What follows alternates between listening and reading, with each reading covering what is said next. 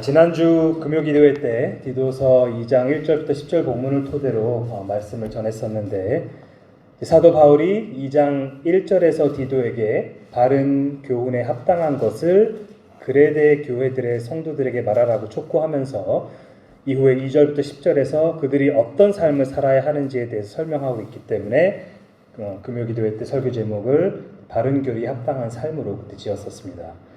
그런데 그때 이제 예상보다 설교가 좀 길어졌고 끝에 가서 좀 급하게 마무리하는 바람에 좀 아쉬운 마음이 들어서 오늘은 2장 10절 후반부를 토대로 바른 교리를 아름답게 빛내는 삶이라는 주제를 다루도록 하겠습니다.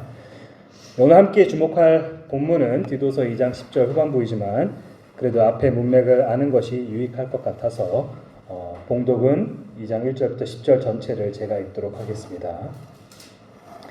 오직 너는 바른 교훈에 합당한 것을 말하여 늙은 남자로는 절제하며 경건하며 신중하며 믿음과 사랑과 인내함에 온전하게 하고 늙은 여자로는 이와 같이 행실이 거룩하며 모함하지 말며 많은 술에 종이 되지 아니하며 선한 것을 가르치는 자들이 되고 그들로 젊은 여자들을 교훈하되 그 남편과 자녀를 사랑하며 신중하며 순전하며 집안일을 하며 선하며 자기 남편에게 복종하게 하라. 이는 하나님의 말씀이 비방을 받지 않게 하려 함이라. 너는 이와 같이 젊은 남자들을 신중하도록 권면하되 범사에 내 자신이 선한 일에 본을 보이며 교훈에 부패하지 아니함과 단정함과 책망할 것이 없는 바른 말을 하게 하라. 이는 대적하는 자로 하여금 부끄러워 우리를 악하다 할 것이 없게 하려 함이라. 종들은 자기 상전들에게 범사에 순종하여 기쁘게 하고 거슬러 말하지 말며 훔치지 말고 오히려 모든 참된 신실성을 나타내게 하라. 이는 범사에 우리 구주 하나님의 교훈을 빛나게 하려 함이라. 아멘. 본론으로 들어가기에 앞서 방금 읽은 본문을 그래도 좀 간단하게 설명을 드릴 필요가 있을 것 같은데 간략하게 한번 정리해 보도록 하겠습니다. 먼저 1절을 보시면은 바울이 디도에게 바른 교훈에 합당한 것을 말하라고 하면서 젊은 사역자인 디도에게 그의 주된 의무에 대해서 강조를 하면서 시작합니다.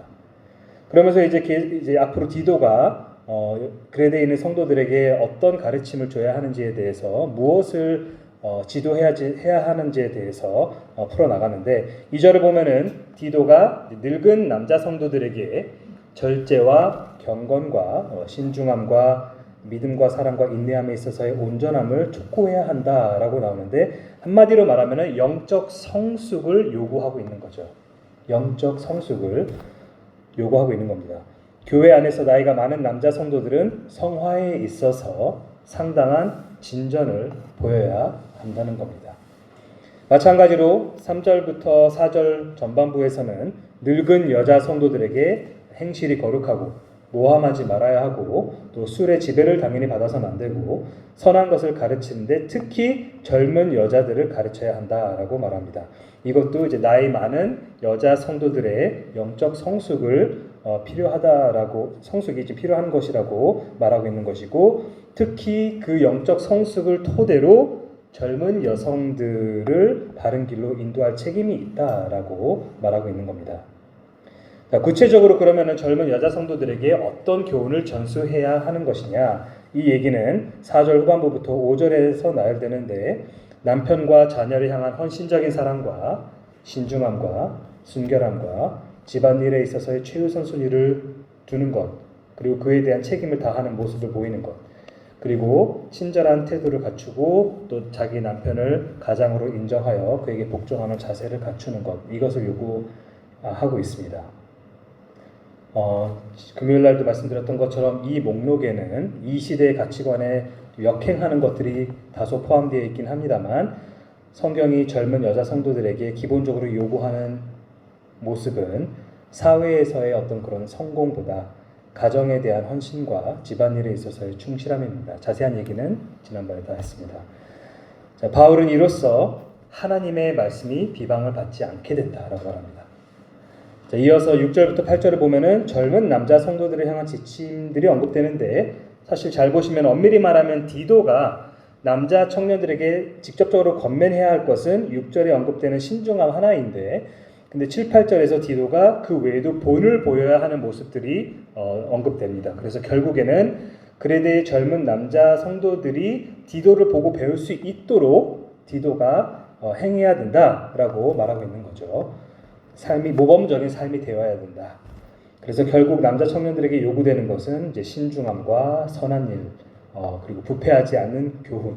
다른 말로 하면 바른 가르침에 부합하는 어떤 위선적이지 않은 그런 삶, 그리고 이제 단정함 내지는 이제 존경을 받는 모습이란 뜻이기도 한데, 존경받을 만한 삶을 살아야 한다 그들이. 그리고 책망할 것이 없는 언어 생활을 해야 한다. 이렇게 말하고 있습니다. 한마디로 청년들은 죄악된 세상과 구별된 거룩한 삶을 살 의무가 있다는 뜻이죠. 바울은 이로써 대적하는 자로 하여금 부끄러워 우리를 악하다 할 것이 없게 된다라고 말합니다. 그리고 마지막으로 9절 10절에서는 그리스도를 믿는 종들이 각자 자기 주인에게 범사에 순종하여 주인을 기쁘게 하고 그리고 거슬러 말하지 말아야 하며 또 당연한 얘기지만 몰래 주인의 소유를 자기 주머니에 쓱 넣는 그런 도적질을 하지 말고 그리고 오히려 자신이 진정으로 신뢰할 만한 종이라는 사실을 입증하는 그런 삶을 살아야 한다라고 말합니다. 그러면서 끝에 이로써 범사에 우리 구주 하나님의 교훈을 빛나게 된다, 교훈이 이제 빛나게 된다라고 이렇게 말을 하죠. 자, 디도서 2장 1절부터 10절 본문을 굉장히 간략하게 요약을 했는데 지난번 설교에서 바른 교리에 대한 이해와 고백이 있어야 그에 합당한 삶을 살 수 있다라는 점을 강조했었습니다. 오늘은 특히 10절 후반부, 즉 이는 범사에 우리 구주 하나님의 교훈을 빛나게 하려 함이라에 초점을 좀 맞춰서 우리가 바른 교리에 합당한 삶을 살 때 우리가 믿고 고백하는 교리가 아름답게 빛난다라는 사실에 대해 말씀드리고자 합니다. 자, 10절 후반부는 엄밀히 말하면 이제 9절 10절에 나오는 종들과 관련된 이야기이긴 합니다만 사실 그 원리 자체는 종들뿐만 아니라 모든 그리스도인에게 공통적으로 적용될 수 있음을 알 수 있습니다. 성경학자 도널드 거스리는 이에 대해서 이렇게 말합니다. 노예는 모범적인 그리스도인다운 행실을 통해 교리를 고귀하게 하고 모든 구경꾼의 눈에 아름답게 보이도록 하는 능력을 지니고 있다. 이러한 원리는 그런데 결코 노예에게만 국한된 것이 아니다. 이 원리는 모든 신분의 그리스도인에게 적용되는 것이다. 이 사실을 기억하면서 오늘 본문이 단순히 당시의 노예들에게만 적용되고 우리에게 해당 사항이 없는 것이 아니라 모든 그리스도인들에게 사실은 공통적으로 적용될 수 있는 그런 보편적인 원리라는 사실을 기억하면서 본문을 한번 보도록 하겠습니다. 오늘 설교는 크게 이제 이 구절에 반토막짜리 구절의 해석과 그 다음에 이제 적용 두 파트로 나눠서 살펴볼 건데 이제 2장 10절 후반부에 나오는 이는 범사에 우리 구주 하나님의 교훈을 빛나게 하려 함이라가 이제 무슨 뜻인지 대해 살펴보고 그리고 이것을 실제로 우리 삶에 어떤 식으로 적용할 수 있는지에 대해서 살펴보도록 하겠습니다.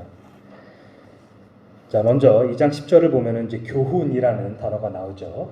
교훈. 기본적으로는 가르침이라는 뜻이고 또 다른 말로 번역하자면은 이제 교리라고도 이야기를 할 수가 있습니다. 교리. 교리라는 것은 한자로 가르칠 교 그리고 다스릴 리인데 다스릴 리에는 여러 가지 의미들인데 그 위치할 때 그 의미도 있습니다. 위치. 그러니까 교리라는 것은 사전적으로 무슨 뜻이냐면은 가르쳐지는 이치입니다. 가르쳐지는 이치. 물론 가르침이라는 단어가 조금 더 일상적이고 좀 평범한 느낌이 드는 반면에 이제 교리라는 단어는 조금 더 뭔가 형식을 갖춘 어쩌면 조금 더 무거운 조금 더 정립된 그런 느낌이 들 수는 있지만 결국에는 오늘 우리 본문에 번역되어 있는 교훈이든 아니면 교리든 아니면 가르침이든 간에 성경이 가르치는 진리를 의미한다는 면에서는 공통적인 의미를 가지고 있습니다. 그래서 이제 저번에도 말씀드렸지만 교리라는 단어를 듣거나 설교 중에 듣게 되거나 아니면은 평소에 이렇게 떠올리게 될 때 뭔가 이렇게 답답함이나 어떤 거부감을 느끼는 것이 아니라 바라기로는 하나님께서 성경을 통해 우리에게 가르치고자 하는 진리를 배우려는 어떤 그런 기대감과 어떤 그런 간절한 그런 열망이 있기를 원합니다. 하나님을 더 깊이 알기 원하는 사람들은 그분의 말씀을 기반으로 한 교리를 바르게 이해하는 것이 우선입니다. 이처럼 이제 성경을 기반으로 한 교리가 바로 2장 1절에서 바울이 말한 바른 교훈이죠. 올바른 교훈. 성경을 토대로 적절한 일관된 그런 교훈. 그것이 바로 2장 1절에서 언급된 바른 교훈인데, 오늘 본문으로 넘어가서 보면은 2장 10절에서는 우리 구주 하나님의 교훈이라고 이렇게 나와 있죠. 그런 표현을 사용하고 있습니다. 대부분의 성경학자들은 이 표현이 우리 구주 하나님께서 주시는 가르침이 아니라 우리 구주 하나님에 대한 가르침을 의미한다고 이렇게 설명을 합니다. 여러 주석들을 살펴봤더니 그렇게 설명하는데, 그럼에도 불구하고 저는 조심스럽게 우리 구주 하나님께서 주시는 가르침이 문맥상 더 적절하다고 생각합니다. 쉽게 말해서 이게 무슨 차이냐? 구주 하나님을 교훈의 그 가르침의 주체로 볼 것이냐, 아니면은 객체로 볼 것이냐? 하나님께서 가르쳐 준다는 뜻이냐, 아니면은 이 가르침이 하나님에 대한 내용이라는 뜻이냐? 둘 중에 이제 하나의 해석을 이제 선택을 해야 되는 건데, 이제 많은 주석가들은 앞서 말씀드렸던 것처럼 하나님을 객체로, 그 내용으로 보는 것이고, 그리고 저는 이제 반대로 하나님을 주체로, 하나님께서 가르쳐 주신다는 뜻이다, 이렇게 본다는 겁니다. 그래서 이제 하나님을 가르침의 주체로 이해하는 것이 더 자연스럽다고 생각되는 이유는 바로 다음 구절을 좀 보시면 이 맥락과 좀 연결된다고 생각하기 때문인데, 11절에서 바울은 모든 사람에게 구원을 주시는 하나님의 은혜가 나타나라고 말하면서 12절 초반을 보면 그 은혜가 우리를 양육하시되라고 기록하고 있기 때문에 그렇습니다. 구원을 주시는 하나님의 은혜가 나타나는데 그 은혜가 우리를 양육한다. 우리를 양육한다. 잘 보시면은 여기서 양육하다라는 말이 원래는 이제 교육하다, 훈련시키다, 지도하다 이런 뜻입니다. 가르치다 이런 뜻입니다. 즉 우리를 가르쳐 주시는 주체가 11, 12절을 보면 뭐다? 구원을 주시는 하나님의 은혜라는 거죠. 이 점을 고려했을 때 앞에 10절에서도 우리 구주 하나님의 교훈은 마찬가지로 구원자이신 하나님께서 주시는 가르침으로 이해하는 것이 조금 더 뒤의 흐름과도 같이 잘 연결되지 않나 생각합니다. 자, 바울은 그래서 12절부터 14절까지 구주 하나님의 교훈의 내용에 대해서 뭐라고 말하냐면, 계속해서 보시면은 경건하지 않은 것과 이 세상 정욕을 다 버리고 신중함과 의로움과 경건함으로 이 세상에 살고 복스러운 소망과 우리의 크신 하나님 구주 예수 그리스도의 영광이 나타나심을 기다리게 하셨으니 그가 우리를 대신하여 자신을 주심은 모든 불법에서 우리를 속량하시고 우리를 깨끗하게 하사 선한 일을 열심히 하는 자기 백성이 되게 하려 하심이라, 이렇게 말하고 있습니다. 즉 11절부터 14절의 내용을 토대로 10절에 우리 구주 하나님의 교훈을 한번 이해해 본다면은, 한마디로 말하면은 우리가 예수 그리스도의 구속 사역을 통해 구원을 받은 것은 우리가 더 이상 죄와 정욕을 따라 살지 않고 이제는 하나님의 백성답게 의롭고 경건하고 선한 일을 하며 살게 하기 위함이라는 뜻이죠. 자, 우리가 이런 삶을 살 때 우리 구주 하나님의 교훈을 빛나게 하는 것이라고 바울은 말하고 있습니다. 자, 여기서 빛나게 하다라는 동사는 헬라어로 코스메오라는 동사입니다. 코스메오. 코스메틱이라는 단어 들어보셨죠? 코스메틱. 화장품이나 미용과 관련된 제품을 가리킬 때 쓰는 영어 단어인데, 그 뿌리가 바로 오늘 본문에 나온 코스메오라는 단어입니다. 코스메오.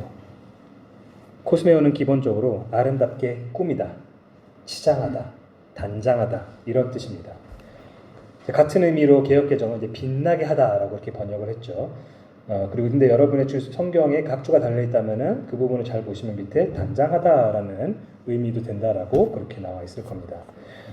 물론 하나님께서 주시는 교리를 우리가 실제로 근본적으로 자체적으로 더 아름답게 만들 수는 없죠. 하나님께서 주신 진리인데 우리가 뭘 더 못하겠습니까? 그런 뜻이 아니죠. 그런 뜻이 아니라 여기서 바울이 말하고자 하는 것은 우리가 하나님께서 가르쳐 주신 교리에 합당한 삶을 살게 될 때 주변 사람들, 특히 불신자들의 눈에 우리 구주 하나님의 교리가 더 아름답게 돋보이게 된다는 뜻입니다. 다시 말해 바른 교리에 합당한 삶을 사는 그 성도들의 그 삶이 그들이 고백하는 바른 교리를 더욱더 찬란하게 빛내게 된다는 뜻이죠. 그리고 바울은 범사에 우리 구주 하나님의 교훈을 빛나게 해야 한다라고 그렇게 말하는데, 범사에라는 말은 이제 모든 일에 있어서죠. 모든 일에 있어서. 즉 우리의 삶 전체가 하나님께서 가르치신 교리를 아름답게 빛내도록 힘써야 한다는 뜻입니다.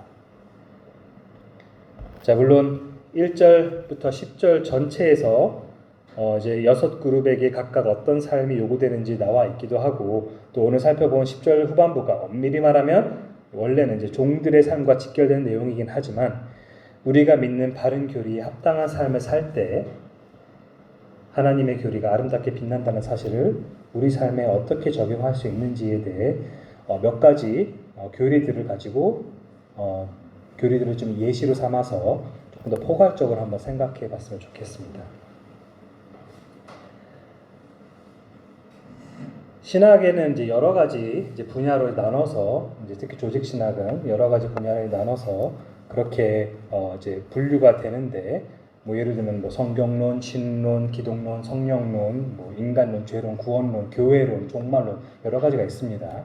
근데 이제 이렇게 보면 뭐 되게 어렵고 되게 딱딱하다라고 생각되시겠지만, 쉽게 번역하면은 성경에 대한 교리, 하나님에 대한 교리, 그리스도에 대한 교리, 이런 것들입니다. 이 중에서 일부만 좀 몇 가지 예시를 들어가지고 디도서 2장 10절에서 바울이 말하는 우리가 하나님께서 가르쳐 주신 그 교훈을 토대로 살아갈 때 그 교훈을 우리가 아름답게 어떻게 빛낼 수 있는지에 대해서 생각해 보려고 합니다. 자, 성경의 교리에 대해서 한번 먼저 좀 생각해 보겠습니다. 성경의 교리에서도 여러 가지 세부적인 어떤 그런 항목들이 있지만은, 한 가지만 생각해 보자면은, 성경은 하나님의 영감으로 기록된 책이기 때문에 그분의 권위 있는 말씀입니다. 성경은 그분의 권위 있는 말씀입니다. 안타깝게도 오늘날 교회 다니는 많은 사람들 중 이 기본적인 교리조차 온전히 인정하지 않는 경우들이 많습니다. 물론 뭐 자유주의 신학 같은 것이 이제 교회에 이제 심습해 들어오면서 그런 식으로 잘못된 길로 빠진 그런 교회들도 많이 있어서 이제 그렇겠지만, 하지만 그 외에도 그냥 실질적으로 이 권위 자체를 아예 고백조차 하지 않는 그런 교회 다니는 사람들이 적지 않습니다. 그런데 이 교리를 입으로 고백한다고 할지라도, 입으로 고백하는 것과 그에 부합한 삶을 사는 것 사이에 때로는 괴리가 있지 않습니까? 입술로 성경은 하나님의 권위 있는 말씀입니다 라고 고백하는 것과 실제로 삶이 그것에 부합하는 어떤 그런 방식으로 사라지는 것과는 별개의 문제가 될 수가 있다는 겁니다. 만약 성경이 가르치는 특정 내용이 우리가 평소에 쉽게 동의해온 그런 내용이라면 그 권위를 인정하는 것이 어렵지는 않죠. 이미 동의가 되니까. 하지만 만약에 반대로 나의 기본적인 성향이나 오랜 기간 동안 내가 쌓아왔던 그런 경험이나 평상시에 나의 가치관과 충돌하는 내용이 나올 때는 우리가 어떻게 반응합니까? 이 말씀은 좀 아닌 것 같아 라며 이런저런 핑계를 대며 성경의 권위를 실질적으로 부정하십니까? 아니면 내가 틀렸고 성경이 옳아 라고 말하면서 자신을 부인하고 성경의 권위를 인정하십니까? 전자처럼 반응한다면 우리는 스스로 인정하고 고백한다는 그 교리에 우리 먹칠을 하는 것이고, 후자처럼 반응하게 되면 우리는 바른 교리에 합당한 반응을 보임으로써 성경의 권위라는 교리를 실질적으로 아름답게 빛내는 것입니다. 다른 사람이 봤을 때 저 사람은 저 말씀을 읽고 그게 잘 받아들여지기 힘든 건데, 근데 그럼에도 불구하고 이것이 하나님의 권위 있는 말씀이라는 사실을 인정하면서 자기 자신을 그 말씀 앞에 굽히는 사람이야, 복종하는 사람이야, 이렇게 비춰준다는 거죠. 그러면은 이 성도는 아직 이 교리가 완전히 소화되지 않았음에도 불구하고, 그 말씀이 소화되지 않았음에도 불구하고 하나님의 그 권위를 인정하는 그런 모습이 되기 때문에 하나님께서 영광을 받으신다는 뜻입니다. 또 하나님에 대한 교리에 대해서 한번 생각해 보겠습니다. 하나님의 여러 가지 속성들이 있지만 성경은 그 중에서 하나님께서 우주 만물을 완벽하게 다스리시는 주권적인 분이라고 그렇게 증언을 하죠. 이 교리를 근데 막연하고 추상적으로 고백하는 것은 크게 어렵지 않습니다. 주권적인 하나님, 하나님의 주권, 모든 것을 주관하시지. 그렇게 말로만 추상적으로 고백하는 것은 크게 어렵지 않습니다. 하지만 만약에 우리가 예상치 못한, 감당하기 힘든 그런 상황이 우리에게 닥칠 때 우리는 이 교리에 대해서 어떤 반응을 합니까? 하나님을 원망하거나 뭔가 하나님은 계시지 않는 것 같다는 식으로 좌절하거나 아니면 뭔가 그 상황에서 하나님을 신뢰하기보다는 뭔가 인간적인 어떤 그런 탈출구를 찾기 위해서 발버둥을 친다든지 마치 주권적인 하나님은 존재하지 않는 것 마냥 그렇게 우리가 태도를 보인다면은 우리가 평소에 하나님께서 주권적인 하나님이시라고 그렇게 고백해왔던 그런 모든 고백들이 위선적인 고백이 되는 거 아니겠습니까? 하지만 반대로 정말로 인간적으로는 너무나도 감당하기 힘든 아픈 상황, 고통스러운 상황이 발생할 때 이것조차도 하나님께서 뭔가 실수로 나를 이런 고난에 남겨두신 것이 아니라 하나님께서 뭔가 놓친 게 있어가지고 내가 지금 이 꼴이 난 게 아니라 이것조차도 하나님의 주권적인 계획 속에 포함되어 있었고 따라서 내가 이런 상황에서 그 하나님을 지속적으로 신뢰하는 것이 올바른 길이라고 그렇게 고백하고 그런 어떤 마음가짐으로 그 상황을 극복해 나가는 것. 그것이 하나님의 주권의 교리를 아름답게 빛내는 그런 모습입니다. 또 예수 그리스도에 대한 교리에 대해서 한번 생각해 보겠습니다. 성경은 예수 그리스도께서 구원자라는 측면도 굉장히 많이 강조를 하지만 그뿐만 아니라 주님이라고 가르치죠. 예수 그리스도께서는 주인이십니다. 주이십니다. 아까 잠시 읽었던 디도서 2장 13절에서도 구주 예수 그리스도, 그러니까 구원자 예수 그리스도라고도 말하지만 우리가 잘 알고 있는 로마서 10장 9절 같은 본문에서는 구원을 받기 위해서 그분을 우리가 뭐라고 시인해야 합니까? 주님이라고 시인해야 한다고 바울은 명확하게 말합니다. 예수 그리스도께서 우리의 주인 되시다면 우리는 그분의 종이고 노예라는 뜻입니다. 따라서 이것은 우리가 주이신 그분께 복종하는 것이 마땅하고 그것이 우리의 의무라는 사실을 시사하는 것인데 근데 많은 교회들에서는 이 부분을 굉장히 간과하거나 아예 부정하는 것도 있습니다. 구원받기 위해서는 그냥 단순히 예수님께서 우리를 위해 죽으셨고 그래서 그분께서 우리를 구원하러 이 땅에 오시는 구주로만 고백해도 충분해. 그분을 굳이 주님으로까지는 인정하지 않아도 돼. 그건 나중에 좀 더 성숙해지고 나서 나중에 정말 그분께 순종하는 그런 제자의 모습으로 살고 싶으면은 그때 가서 결정해도 늦지 않고 일단 천국 확보는 예수님을 그냥 구원자로만 믿어도 충분해라고 그렇게 생각하고 그렇게 가르치는 그런 단체들과 교회들이 있습니다.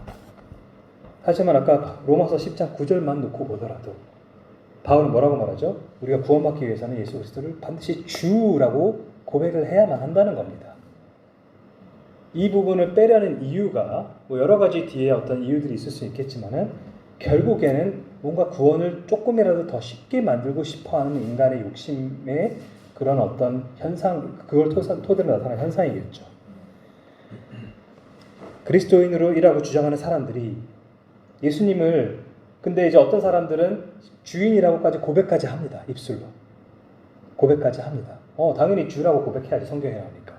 그런데 그렇게 주장을 하고 입으로는 그 교리를 고백하는데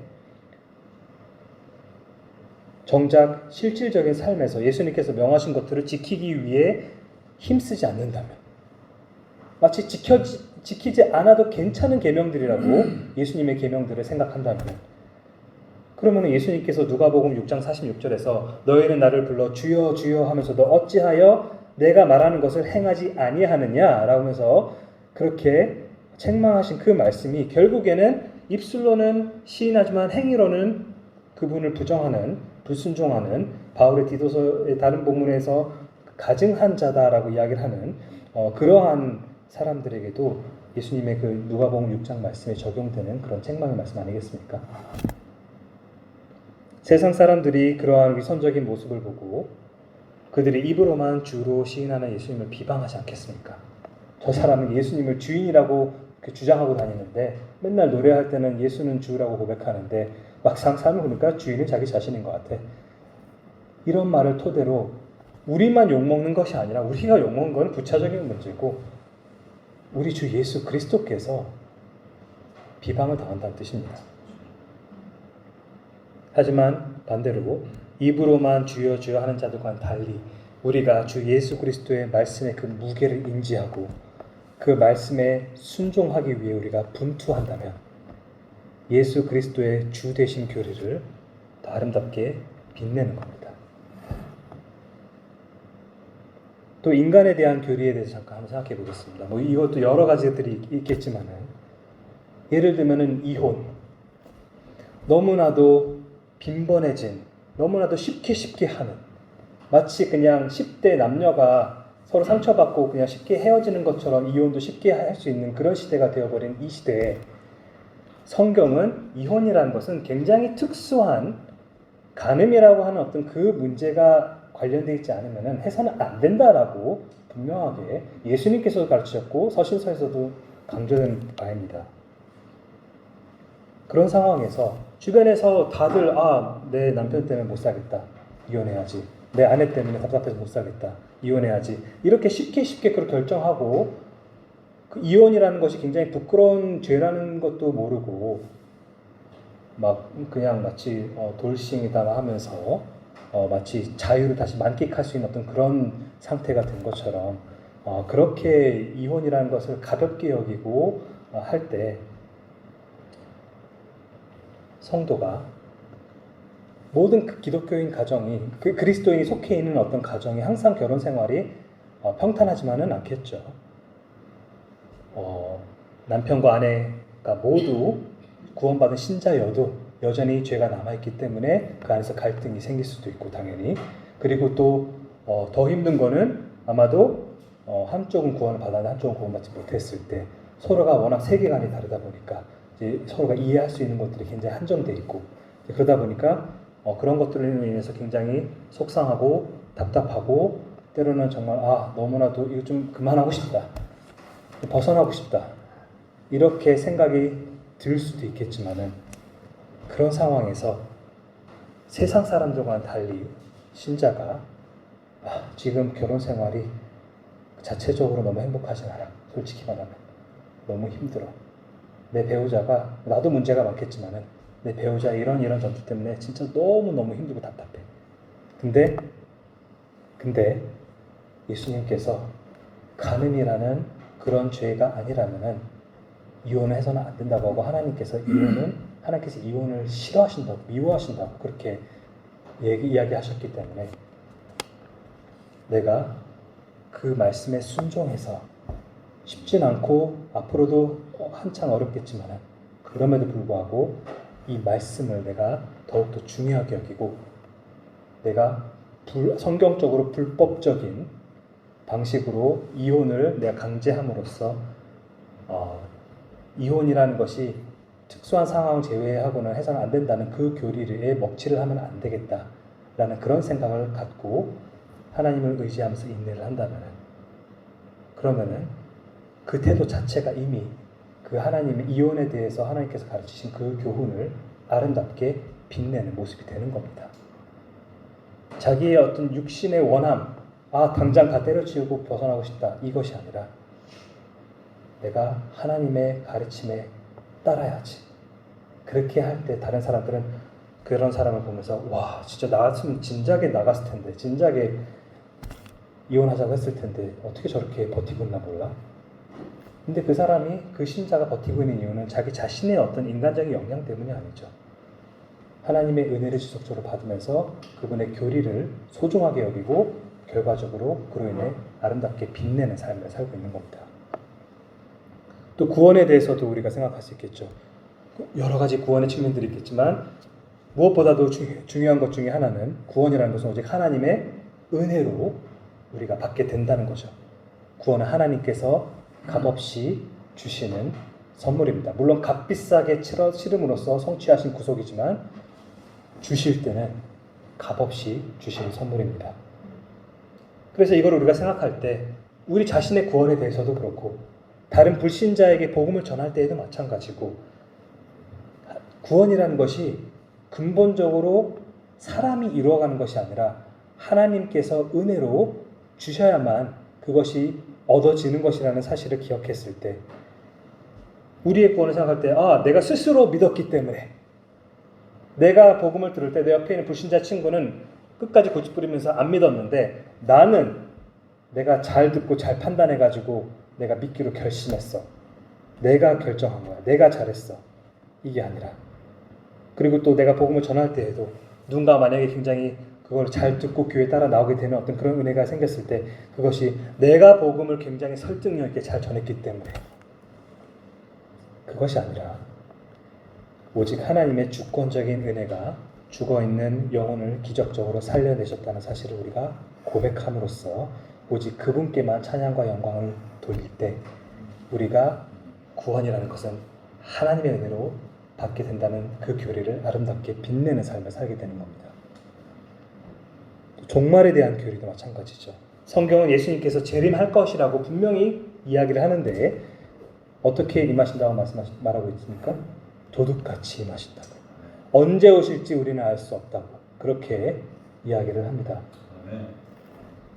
데살로니가전서 5장 1절부터 8절을 보면 바울이 이렇게 말합니다. 형제들아, 때와 시기에 관하여는 너에게 쓸 것이 없음은 주의 날이 밤에 도둑같이 이를 줄을 너의 자신이 자세히 알기 때문이라.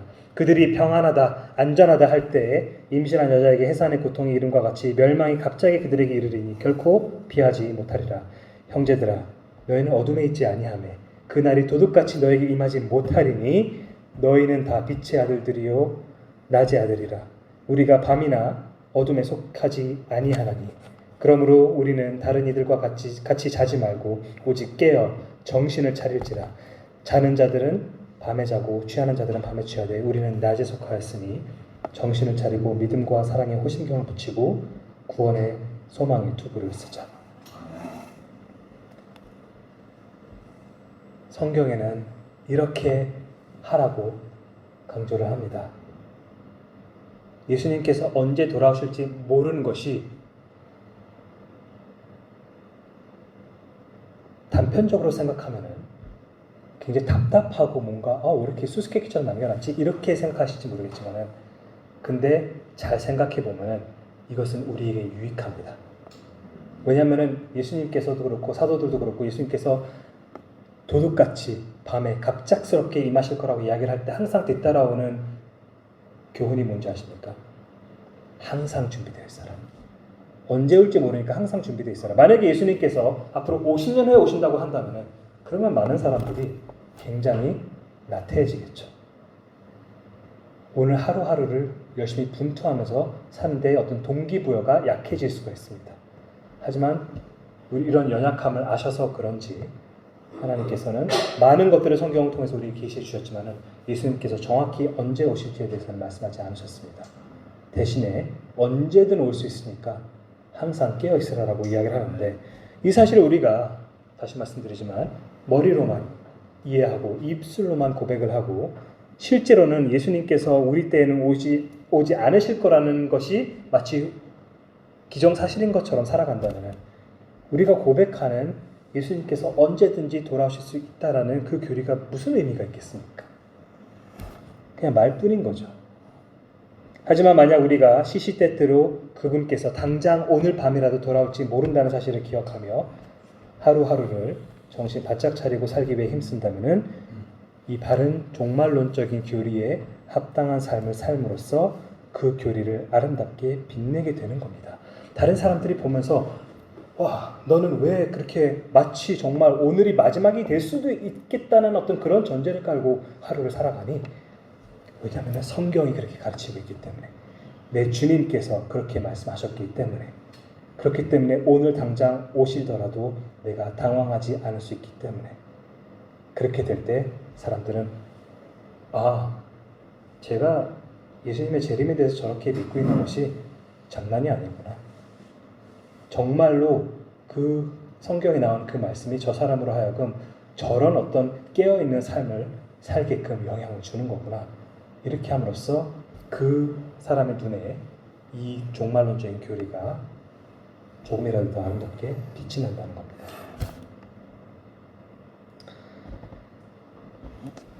제가 마스터스 신학대학원을 졸업했는데 이제 대학교도 있긴 합니다. 마스터스 신학대학교와 신학대학원의 총장으로 계시는 에브너 차우라는 이제 교수가 있는데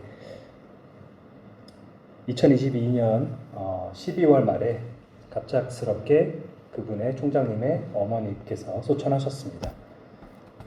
바로 이제 길 건너편에 이제 살았다고 했는데 이제 부모님 댁이 바로 길 건너편이라고 하던데, 근데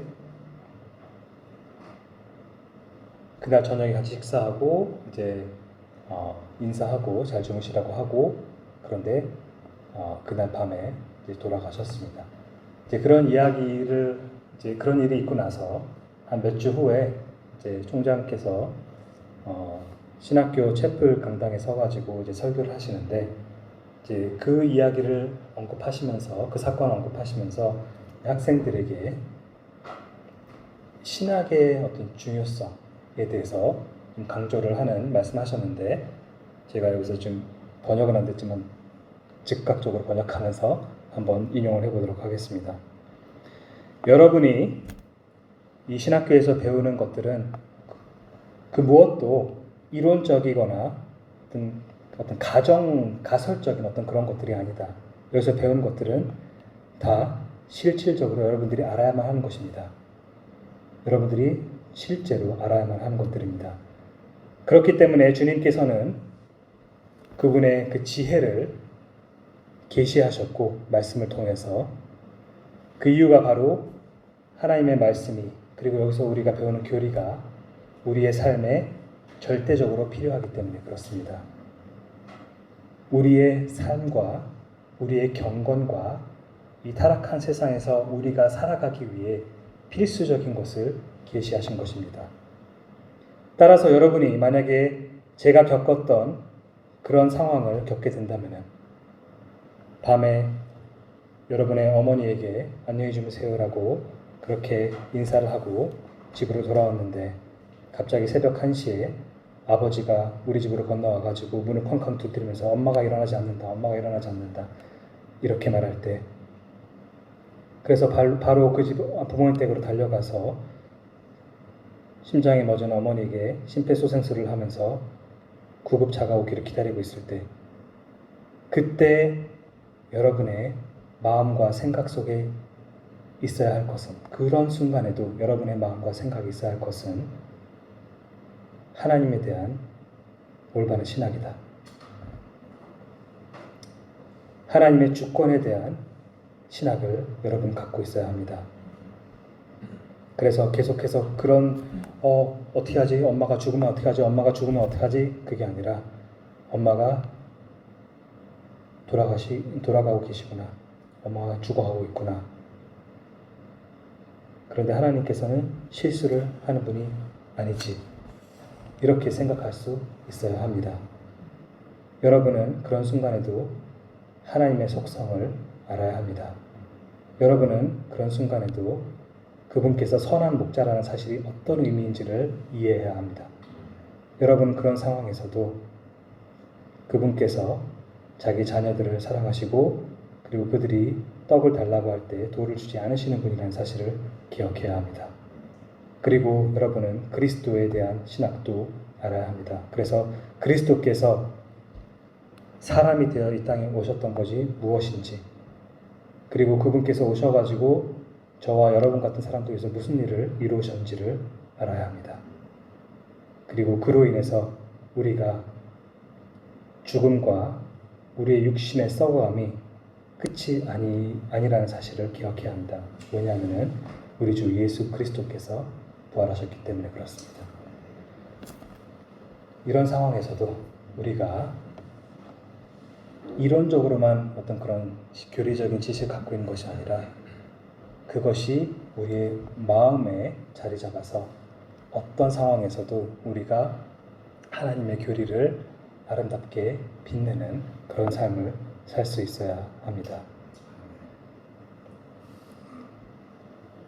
대릉 성서 침례교회 성도님들이 저를 비롯해서 다 함께 이러한 아름답게 하나님의 교리를 빛내는 삶을 살 수 있기를 원합니다. 찬양 부르면서 하나님께 영광 드리겠습니다.